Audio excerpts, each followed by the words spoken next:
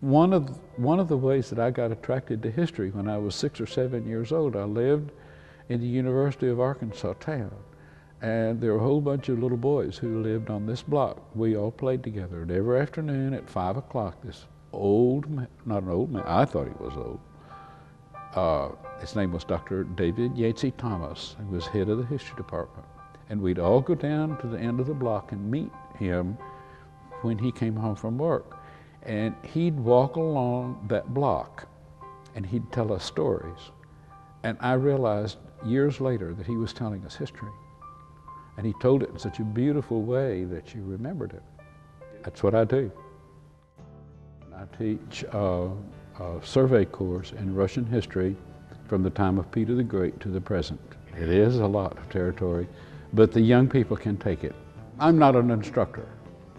I'm just a facilitator. All I can do is create an aura that they'll want to learn. And I tell them that they can do that, and they believe me, and they'll try. I met Dan Allen the first summer that I was an academic dean. Dan created an atmosphere where it was like, we're having a great time in here, and whoever wants to come in and have a great time with us, please join right along. They're scared to death of history. They think they're going to sit in there and they're going to learn dates. So guys, first thing to do is just throw that all away. Right off the bat, we realized he was just a great guy. The dates are not important. What is important is time sequencing. He tends to tell some quite interesting stories about Russia and his experiences there.